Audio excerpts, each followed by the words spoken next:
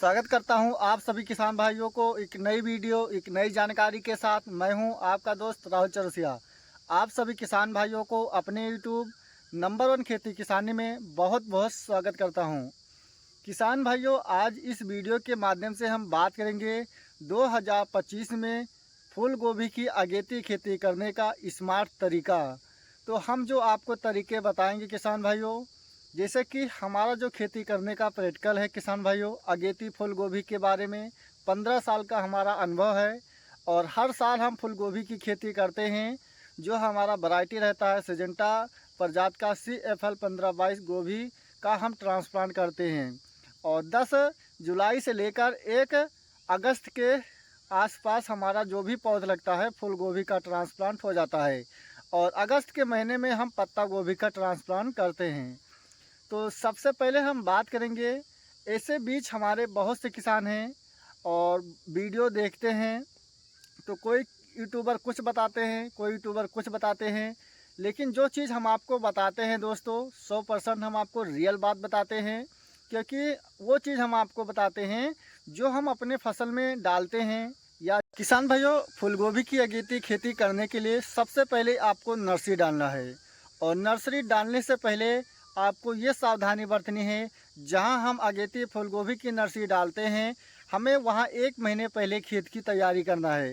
खेत की तैयारी हमें इसलिए करना है किसान भाइयों, जैसे कि जून के महीने में जो किसान भाई फूलगोभी की अगेती नर्सरी डालते हैं तो जो उनका पेड़ रहता है, ये जो आप पेड़ देख रहे हैं किसान भाइयों, इसमें जो पत्ती रहते हैं झुलस जाते हैं। बहुत सी किसान भाई का ये जो नेट आप देख रहे हैं, नेट के नीचे डालते हैं, उनका पौध का लंबाई ज़्यादा हो जाता है। तो इसलिए हो जाता है किसान भाइयों, जब भी आप नेट के नीचे कोई भी नर्सरी का बिजाई करते हैं 50% नेट का प्रयोग कीजिए। अगर आप 50% से ज़्यादा लेते हैं, जैसे कि 70% आता है, 90% भी आ जाता है, 95% आ जाता है, तो उसमें क्या होता है, अगर आप 50% से ज़्यादा प्रयोग करते हैं तो ये जो आप गोभी का पेड़ देख रहे हैं किसान भाइयों, ये आप देख सकते हैं हमारा गोभी का पेड़ जर्मिनेशन हो चुका है। अब इसमें तीसरी पत्ती निकल रहा है और आप देख सकते हैं जिस प्रकार ओपन फील्ड में आपको मिलता है उसी प्रकार से ये हमारा पौध आपको दिखाई दे रहा है। तो इसलिए किसान भाइयों, आप चाहे जब नेट के नीचे अगर आप नर्सरी डालते हैं 50% का प्रयोग कीजिए और जो आप बीच में प्रयोग करते हैं, जिस प्रकार छान आप चाहते हैं उसी प्रकार से आपको मचान बनाना है। ये जो आप मचान देख रहे हैं किसान भाइयों, बीज का उचान हमारा 10 फीट है और आप किनारा देख सकते हैं 4 फीट है, यानी हमारा 6 फीट का अंतर हो जाता है। इससे ये हमारा फ़ायदा रहता है, जब बारिश होता है बारिश का पानी जहाँ ढाल आप देख रहे हैं वहाँ 50% पानी वहाँ गिर जाता है और 50% पानी हमारा इस खेत में गिरता है। और इसी के साथ ही हमारे नर्सरी में 50% धूप और 50% छाया हमें इस पौध को मिलता है। और जो किसान भाई 70% नेट का प्रयोग करते हैं तो उसमें 70% छाया मिल जाता है, 30% उनको धूप मिलता है। और ऐसे बहुत से किसान हैं 90% जो प्रयोग करते हैं तो उनमें 90% छाया मिलता है, 10% धूप मिलता है। तो जो किसान भाई 70-90% नेट का प्रयोग करते हैं तो वो किसान भाई 50% नेट का प्रयोग कीजिए, अन्यथा आप चाहे जब अगेती में फूलगोभी की खेती करेंगे आपका जो पौध है उसकी लंबाई ज़्यादा हो जाएगा। किसान भाइयों, अगेती फूलगोभी की खेती अगर आप करते हैं तो सबसे पहले आपको जहां गोभी का ट्रांसप्लांट करना है कल्टीवेटर से गहरी जुताई कर देना चाहिए और 2 बार 3 बार फिर आपको खाद डालना है। 1 एकड़ में जो किसान भाई हम खाद डालते हैं वो चीज़ हम आपको बताएंगे। तो 1 एकड़ में हम बेसल डोज में 2 ट्राली से लेकर 3 ट्राली गोबर का खाद प्रयोग करते हैं। अगर आप बरसात में फूलगोभी की खेती करते हैं किसान भाइयों, तो अगर आप अपने 1 एकड़ में जो रासायनिक खाद का प्रयोग ज़्यादा करते हैं उसके जगह आप गोबर का खाद का प्रयोग करते हैं तो आपके गोभी के फसल में जब आप गोभी का ट्रांसप्लांट करते हैं 40 से 50 दिन का फसल हो जाता है। तो जैसे ही बारिश होता है, बारिश होने के बाद हमारी गोभी के फसल में फंगस का समस्या हमें ज़्यादा देखने को मिलता है। तो ऐसा इसलिए देखने को मिलता है किसान भाइयों, जो किसान भाई रासायनिक खाद का प्रयोग ज़्यादा करते हैं उनके गोभी के फसल में फंगस का समस्या ज़्यादा देखने को मिलता है। और फंगस जैसे कि अगर आप डीएपी लेते हैं, सुपर लेते हैं, पोटास लेते हैं, तो ये 3 चीज़ अगर आप डालते हैं तो उतना रिजल्ट जो फंगस लगते हैं थोड़ा कम लगेगा। लेकिन जो किसान नहीं जानते हैं, गोभी का खेती करते हैं बरसात के सीज़न में, तो वो किसान भाई जैसे ही बारिश होता है या बारिश नहीं होता है, 1 हफ्ता या 10 दिन हो जाता है, 1 एकड़ में वो किसान भाई 60 किलो 70 किलो यूरिया खाद डाल देते हैं और जिंक भी मिला लेते हैं। और उसके बाद जैसे ही बारिश होता है या सिंचाई करते हैं, उनका पौध का लंबाई बढ़िया अच्छे ढंग से भागता है। तो आपका जो पौध है वो तो लंबाई भागता है, ग्रोथ होता है किसान साथियों। लेकिन जैसे ही बारिश होता है, यूरिया खाद का अगर आप प्रयोग ज़्यादा करते हैं, यूरिया के प्रयोग करने से हमारे गोभी का जो फूल है, ना तो फूल बड़ा होगा, ना उसका साइज बड़ा होगा, ना तो हमारा गोभी का चमक बढ़ेगा। यानी अगर आप फूल गोभी की खेती करते हैं किसान भाइयों, यूरिया खाद का प्रयोग आप कम कीजिए। उसमें 1 एकड़ में 2 बोरी डीएपी और 2 बोरी सुपर और 1 बोरी पोटास और 4 किलो सल्फर और 4 किलो रिजेंट, 2 ट्राली गोबर का खाद डालकर एक साथ, ये आपका 1 एकड़ में बेसल डोज है किसान भाइयों। इतना खाद आप डाल दीजिए और उसके बाद आप रोटावेटर से जुताई कर दीजिए। रोटावेटर जुताई करने के बाद आपको मेड़ बनाना है आलू बोने वाली मशीन से। आप आलू बोने वाली मशीन से भी बना सकते हैं और फावड़ा से भी बना सकते हैं, फरुई से बना सकते हैं। अगर आपके यहाँ मशीन नहीं किसान भाइयों, एक लाइन से दूसरी लाइन की जो दूरी रहेगा 1.25 फीट रहेगा और एक पौध से दूसरे पौध की जब आप ट्रांसप्लांट करेंगे 1 फीट पर आपका ट्रांसप्लांट होगा। और 1 एकड़ में जो आपका पौध लगेगा किसान भाइयों 20,000 पौध लगेगा। अगर आप हाइब्रिड बीज का चुनाव करते हैं तो 1 एकड़ में जो आपका लागत लगेगा कि किसान साथियों, शुरुआत से लेकर यानी नर्सरी से लेकर हार्वेस्टिंग तक आपका 1 एकड़ में 80,000 से लेकर 1 लाख के आसपास इसमें पूंजी लगेगा। तो जब आप बेड बना देते हैं किसान भाइयों, तो आपको छोड़ देना है खेत। और ऐसे बहुत से किसान हैं, जब मेड़ बनाते हैं तो किसान भाई पेंडामिथलिन दवा का छिड़काव करते हैं। तो इसका हमने किसान भाइयों 2022 से हम पेंडामिथलिन दवा का छिड़काव नहीं करते हैं। बेड बना देते हैं, बेड बनाने के बाद छोड़ देते हैं। जैसे ही बारिश होता है, बारिश होने के बाद 1 हफ्ते 10 दिन में हमारे खेत में खरपतवार उग जाता है। जब हमारे खेत में खरपतवार उग जाता है किसान भाइयों, छोटा छोटा रहता है, तो उसी के साथ हम पेंडामिथलिन लेते हैं 15 लीटर पानी में 90 से 100 ml और उसके साथ हम लेते हैं पैराकाट 150 ml। दोनों चीज़ अलग अलग घोल बनाते हैं और उसके बाद सुबह हम स्प्रे कर देते हैं। तो इसके करने से हमारा जो गोभी का खेत है किसान भाइयों, जो उसमें खरपतवार रहते हैं, सुबह के समय डालते हैं तो शाम के समय हमारा पूरा नष्ट हो जाता है और शाम के समय ही हम गोभी का ट्रांसप्लांट करते हैं। तो ये चीज़ अगर आप करते हैं तो जो किसान नहीं जानते हैं, जैसे मेड़ बनाते हैं, मेड़ बनाने के आप पेंडामिथलिन जब दवा छोड़ते हैं और जैसे ही बारिश होता है, बारिश होने से हमारा जो मेड़ रहता है उसका जो मिट्टी रहता है कटान होता है और हमारा जो पेंडामिथलिन है किसान भाइयों वह अच्छे ढंग से काम नहीं कर पाता है।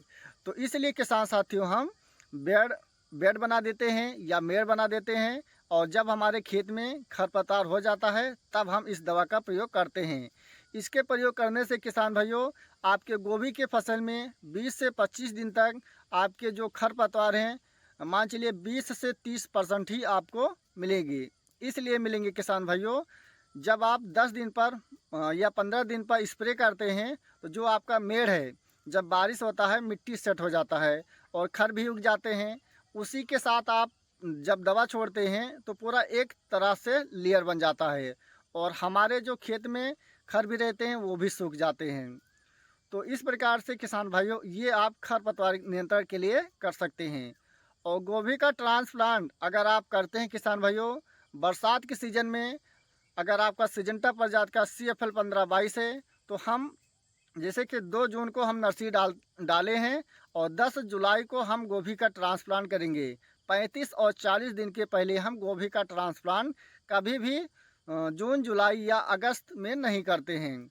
अगर आपको यकीन नहीं आ रहा है कि आप सोच रहे हैं हमारा जो गोभी का फूल है, अगर हम 35-40 दिन पे ट्रांसप्लांट करेंगे तो हमारा फूल छोटा आएगा। ऐसा नहीं है किसान साथियों, आप 50 या 55 दिन का गोभी का पौध हो जाता है, सिजेंटा प्रजाति का CFL 1522, तब भी आप ट्रांसप्लांट कर दीजिए, आपका अच्छा उत्पादन मिलेगा। आप 30 दिन पर कर दीजिए, 50 दिन पर कर दीजिए, 45 दिन पर 20-20 पेड़, और तीनों आप देखिए कितना आपको रिजल्ट देखने को मिलता है। जो आपका 50 दिन का रहेगा किसान भाइयों, उसका जो फूल रहेगा अच्छा मिलेगा। तो शाम के समय जब आप गोभी का ट्रांसप्लांट करते हैं किसान भाइयों, आपके गोभी के फसल में तना गलन का समस्या आता है, तो इसके लिए आप बायर का एलियट स्प्रे कर सकते हैं, ड्रेंचिंग करना है। और जब आपका गोभी का फसल 15-20 दिन का हो जाता है किसान भाइयों, आपको लेना है यूपीएल कंपनी का साफ 15 लीटर पानी में 50 ग्राम, उसके साथ आपको कीटनाशक लेना है। और आपकी फसल में लट या सुंडी का प्रकोप है या नहीं है, तब भी आपको अपने गोभी के फसल में स्प्रे करना है। फ़र्क इतना है किसान भाइयों, आपको जो इसमें सावधानी बरतना है, एक हफ्ते पर हमारे गोभी के फसल में फंगस लगा है या नहीं लगा है, लट या सुंडी लगा है या नहीं लगा है, हमें दवा को बदल बदल कर छोड़ना है। और जैसे ही हमारा गोभी का ट्रांसप्लांट करे 10-15 दिन का हो जाता है, 1 एकड़ में आपको 40 किलो यूरिया और 2 किलो आपको लेना है जिंक।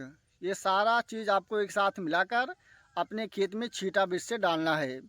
और जब आप खाद डालते हैं किसान भाइयों, आपके खेत में नमी होना चाहिए। अगर नमी नहीं है तो आपका जो खाद डालेंगे आपको रिजल्ट देखने को नहीं मिलेगा। फिर आप 15 दिन पर इतना खाद डाल दीजिए, उसके बाद आपको यूरिया खाद का प्रयोग नहीं करना है।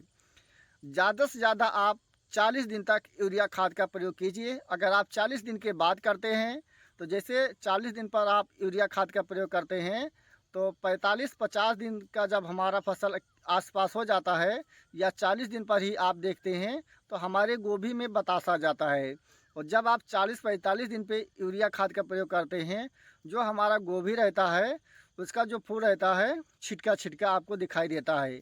इसलिए दिखाई देता है किसान भाइयों, यूरिया खाद जैसे ही आप डालते हैं, जो पौध की लंबाई है एक बैग भागता है, और जो हमारा गोभी है उसी प्रकार से एक बैग भाग जाता है।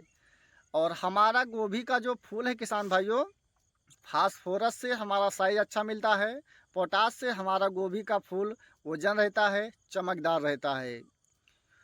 तो किसान साथियों, आप चाहे जब अगेती फूल गोभी की खेती करते हैं, कोई भी समस्या है, जो आप स्क्रीन पर नंबर देख रहे हैं, इस नंबर पर आप व्हाट्सअप कर सकते हैं और बात भी कर सकते हैं।